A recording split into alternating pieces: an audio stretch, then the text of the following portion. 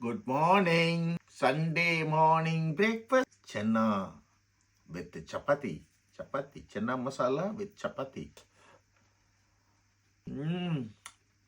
நல்லா புளிப்பா காரமா சப்பாத்தி பாருங்க வீட்டில் செய்யணும் நல்லா இருக்கும். 10 நிமிஷம் வேலை தான் அது. இப்போ நார்த் இந்தியன்டோ பாகிஸ்தானி வீட்டில் சப்பாத்தி தானே செய்கிறாங்க.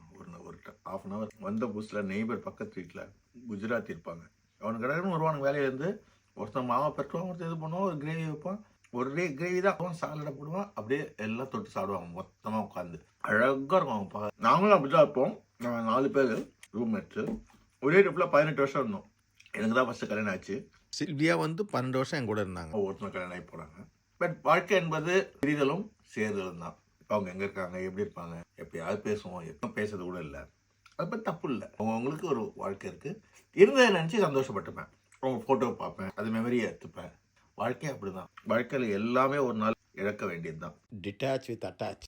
அதாவது துரோகம், துக்கம், சந்தோஷம் எல்லாமே அந்த செகண்ட் தான். அது முடிஞ்சிச்சுன்னா நான் இந்தியாவில் இருக்கும்போது பெரியதொரு அடி எனக்கு. இப்போ ஒரு பெரிய ப்ராப்பர்ட்டி சில்வியா பேர்ல இருந்தது. 12 வருஷத்துக்கு முன்னாடி வாங்கினது. ஒருத்தர் இது பண்ணிட்டான். நான் அப்போ கூட கவலைப்படல. என்ன செய்ய முடியும், போச்சு அவ்வளோ. அடுத்த நாளே ஃப்ளைட் எதே வந்துட்டேன். இவ்வளோதான் வாழ்க்கை. இது சத்தியம். கடவுள் சத்தியமாக சொல்கிறேன், இயற்கை சத்தியமாக சொல்கிறேன். இது நடந்தது. என் ஃப்ரெண்டு ஒருத்தர் இருந்தார். அவர் இப்படி இருக்காரு, இவ்வளோ பெரிய அமௌண்ட் அப்படி என்ன பண்ண முடியும், அழுவ முடியும். அதுக்கு என்ன செய்யணும் செய்வோம். கிடைக்கணும்னு தான் கிடைக்கட்டும், இல்லைன்னா இல்லை. நான் யாராவது ஒருத்தருக்கு துரோகம் பண்ண அவங்க எவ்வளோ வலிச்சிருக்கோம் அப்படின்னு நான் நினைப்பேன்.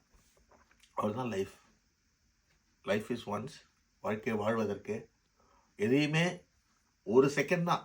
சந்தோஷம், துக்கம் இல்லை, ஒரு செகண்ட் அப்படி வரும், அப்படி போயிடும். அந்த சமயம் அழுங்க, அடுத்த நிமிஷம் வேலையை பார்த்துட்டு போயிட்டு இருக்கு. அதுக்கு அவ்வளோதான். அது என் ஒய்ஃப் கிட்டே நான் கற்று. நான் எல்லாமே ரூம் போட்டு யோசிப்பேன் எல்லாத்தையும். ஐயோ அப்படி ஆயிடுச்சு, அவன் இதெல்லாம் போயிடுச்சு, என்ன பண்ண முடியும் அப்படின்னு போயிட்டே இருப்பான்.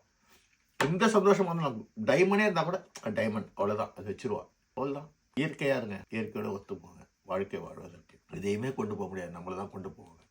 வாழ்க்கை அவ்வளோதான். சந்தோஷம். Happy weekend. நல்லா பிரியாணி கறியும் சாப்பிடுங்க. நான் பிரியாணி சாப்பிட போகிறேன் மத்தியானம்.